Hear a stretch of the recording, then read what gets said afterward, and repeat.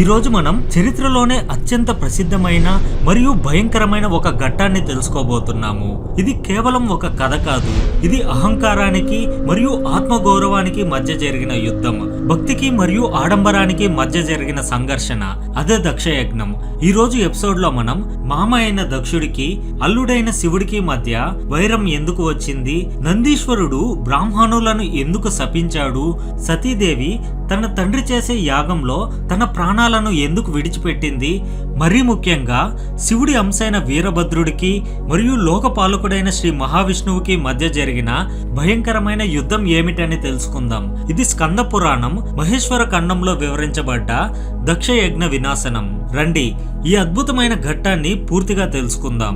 ఈ కథ నైమిష అరణ్యంలో ప్రారంభమవుతుంది. ఒకనాడు మునులు దేవతలు అందరూ కలిసి ఒక గొప్ప యజ్ఞాన్ని నిర్వహిస్తున్నారు. ఆ సభకి ప్రజలకు అధిపతి అయిన దక్ష ప్రజాపతి ప్రవేశించాడు. ఆయన తేజస్సు సూర్యుడిలా వెలిగిపోతోంది. ఆయన రాగానే సమస్త ఋషులు దేవతలు అందరూ లేచి నిలబడి గౌరవించారు. కానీ అక్కడ కూర్చున్న ముగ్గురు మాత్రం లేవలేదు. ఆ ముగ్గురు ఎవరంటే, ఒకరు దక్షుని తండ్రి అయిన బ్రహ్మదేవుడు, మరొకరు విష్ణువు. దక్షుడు విష్ణువు భక్తుడు, యజ్ఞానికి విష్ణువే అధిపతి. మరొకరు దక్షుని అల్లుడైన పరమశివుడు. శివుడు తనలో తాను లీనమై ధ్యానంలో ఆత్మారాముడై కూర్చొని ఉన్నాడు. దక్షుడిని చూసి కూడా చూడనట్లు ఉండిపోయాడు.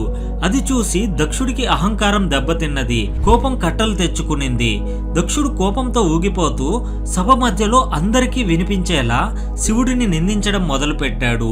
స్కంద పురాణం ప్రకారం దక్షుడు ఇలా అన్నాడు: వినండి ఋషులారా, దేవతలారా, మీరందరూ నాకు గౌరవం ఇచ్చారు, కానీ ఈ రుద్రుడు మాత్రం నాకు కనీస మర్యాద లేకుండా కూర్చున్నాడు. వీడు నా కుమార్తె అయిన సతీదేవిని పెళ్లాడిన అల్లుడు, నా శిష్యుడు లాంటి వాడు, కానీ వీడికి ఆచార్య వ్యవహారాలు తెలియవు. వీడు ఎక్కడ ఉంటాడు? శ్మశానంలో. ఎవరితో తిరుగుతాడు? భూత ప్రేతాలతో. ఒంటి నిండా బూడిద రాసుకుంటాడు. మంగళకరమైన యజ్ఞ సభలో అమంగళకారుడు ఎందుకు? వీడికి కులం లేదు, గోత్రం లేదు. వేదాలకి అతీతుడని చెప్పుకుంటాడు, కానీ వేద విరుద్ధంగా ప్రవర్తిస్తాడు. కళ్ళు ఉన్న గుడ్డివాడిలా ప్రవర్తిస్తున్నాడు.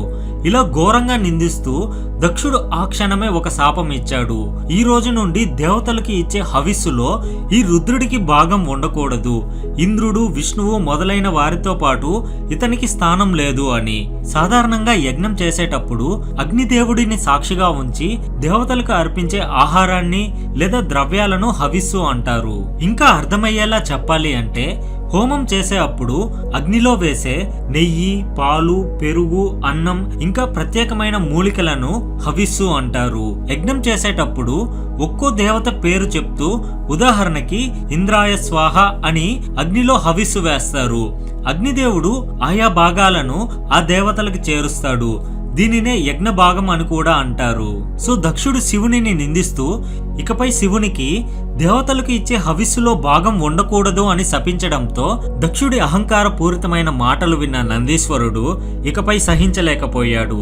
ఆయన కళ్ళు కోపంతో ఎర్రబడ్డాయి. ఓరి దక్షమూర్ఖుడా, ఎవరిని నిందిస్తున్నావు? యజ్ఞం అంటేనే శివుడు. శివుడి లేని యజ్ఞం ఒక శవం లాంటిది. కేవలం నీ అజ్ఞానంతో జగదీశ్వరుడిని అవమానిస్తావా?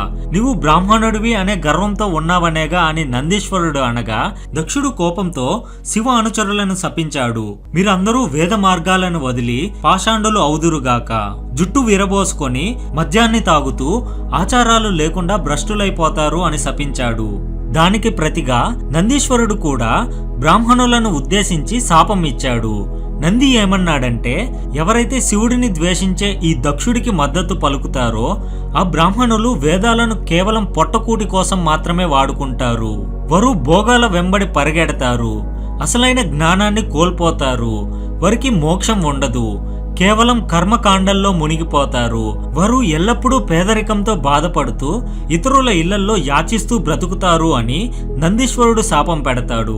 ఈ గొడవతో ఆ సభ ముగిసింది. శివుడు నందిని వారించి అక్కడి నుండి కైలాసానికి వెళ్లిపోయాడు.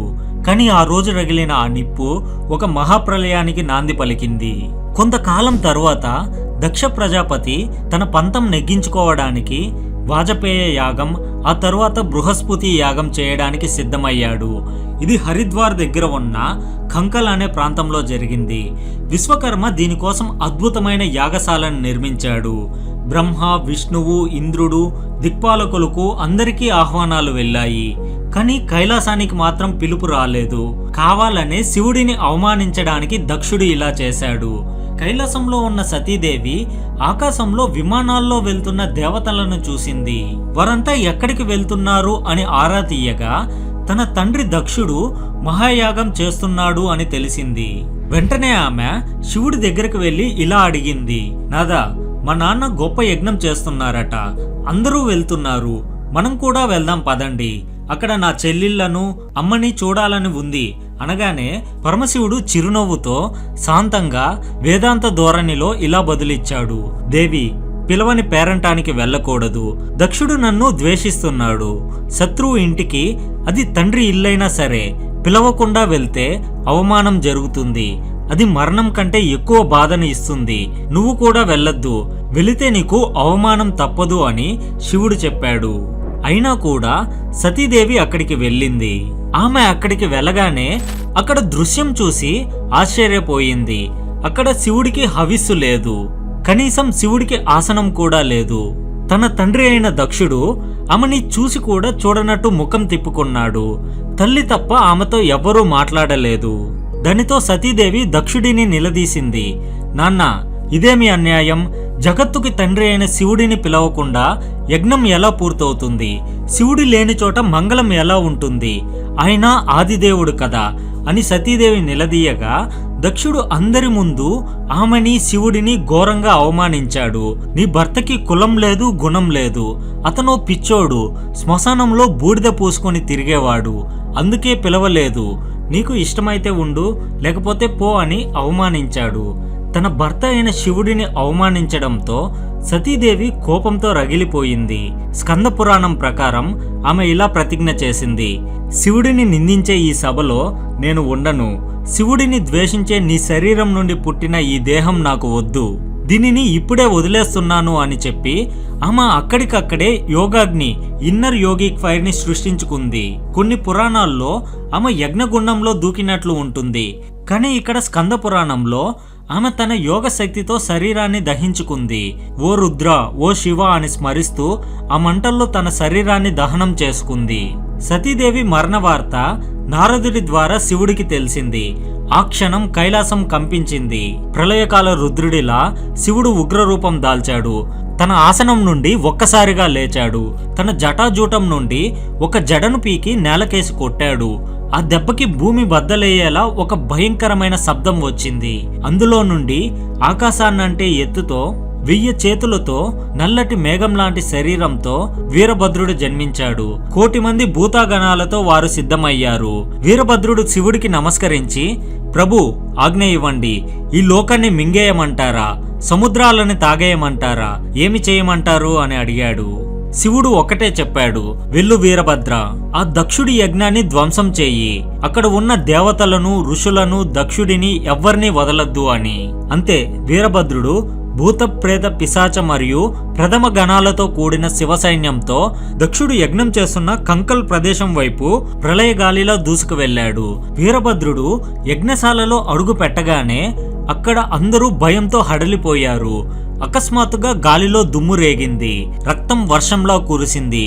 శివగణాలు యజ్ఞవాటికని ధ్వంసం చేయడం మొదలుపెట్టారు. వీరభద్రుడి ధాటికి ఇంద్రుడు, యముడు, వరుణుడు ఎవ్వరూ నిలబడలేకపోయారు. అందరూ పారిపోవడం మొదలుపెట్టారు. స్కంద పురాణంలో ఈ విధ్వంసం చాలా వివరంగా చెప్పబడింది. పూష అనే దేవుడి పళ్ళను వీరభద్రుడు రాలగొట్టాడు. ఎందుకంటే శివుడిని అవమానిస్తుంటే ఇతడు పళ్ళు ఇకిలించి నవ్వాడు కాబట్టి. భగుడు అనే దేవత కళ్ళను పీకేశాడు. శివుడిని అవమానిస్తుంటే కన్ను గీటినందుకు. భృగు మహర్షి మీసం మెలేస్తూ శివుడిని ఎగతాళి చేశాడు కాబట్టి వీరభద్రుడు ఆయన మీసాన్ని, గడ్డాన్ని పీకేశాడు. మొత్తం యజ్ఞశాల రక్తసిక్తమైంది. దక్షుడు భయంతో యజ్ఞవేదిక కింద దాక్కున్నాడు. ఇక్కడ ఒక అద్భుతమైన మరియు అరుదైన ఘట్టం జరిగింది. దీనిని స్కంద పురాణం చాలా వివరంగా వర్ణించింది. ఇది మిగిలిన పురాణాల్లో అంత వివరంగా ఉండదు. యజ్ఞాన్ని రక్షించడానికి సాక్షాత్తు శ్రీ మహావిష్ణువు రంగంలోకి దిగారు. గరుడ వాహనంపై వచ్చి వీరభద్రుడికి అడ్డుగా నిలిచారు. వీరభద్రుడు విష్ణువుని చూసి మొదట భక్తితో నమస్కరించాడు.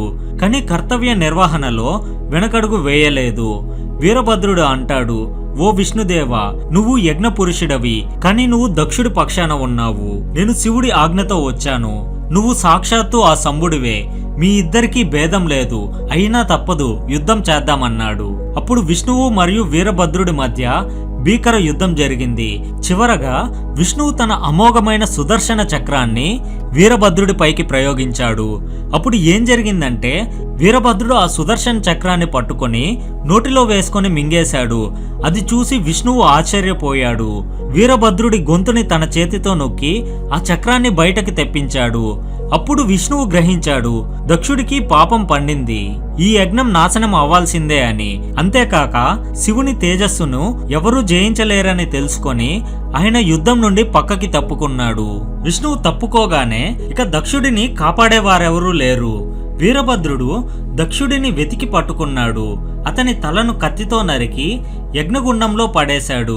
అలా దక్షుడి అహంకారం అగ్నికి ఆహుతి అయ్యింది. యజ్ఞం నాశనమైన శివుడి దుఃఖం తీరలేదు.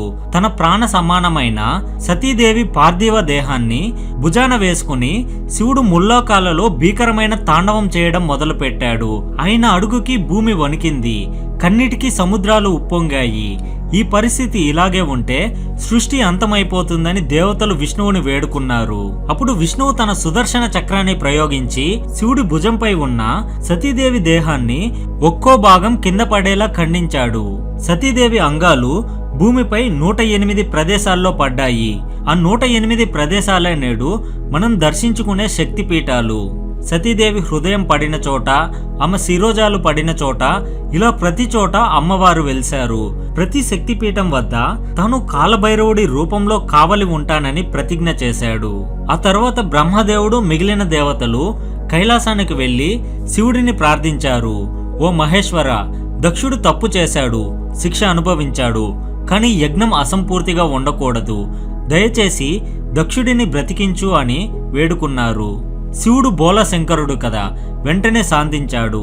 ఆయన కోపం చల్లారింది. దక్షుడి తల కాలిపోయింది కదా, కాబట్టి యజ్ఞంలో బలివ్వడానికి సిద్ధంగా ఉన్న ఒక మేక తలను తెచ్చి దక్షుడి మొండానికి అతికించండి అని చెప్పాడు. అలా దక్షుడు మేకతలతో తిరిగి బ్రతికాడు. తన తప్పు తెలుసుకుని సిగ్గుపడుతూ శంభో శంకర అంటూ మేక గొంతుతో శివుడిని స్తుతించాడు. చూసారా, ఎంత గొప్పవారైనా అహంకారం, ఇగో ఉంటే అది వినాశానికే దారితీస్తుంది. దక్షుడు ప్రజాపతి అయ్యి ఉండి కూడా అహంకారం వల్ల తన కూతురిని, తన తలను కూడా పోగొట్టుకున్నాడు. శివుడు ఆగ్రహిస్తే ఆపగల శక్తి ఈ ముల్లోకాలలో ఎవ్వరికీ లేదు. చివరగా స్కంద పురాణం చెప్పేది ఒక్కటే, శివుడు మరియు విష్ణువు వేరు కాదు, వారిద్దరూ ఒక్కటే. ఈ వీడియో మీకు నచ్చితే లైక్ చేయండి, అలాగే షేర్ చేయండి. వచ్చే ఎపిసోడ్లో సముద్ర మదనం, అమృతం కోసం దేవతలు చేసిన ప్రయత్నం, అందులో శివుడు హాలాహలం విషం ఎలా మింగాడు అనే అద్భుతమైన కథను తెలుసుకుందాం. అప్పటి వరకు సెలవు. ఓం నమః శివాయ.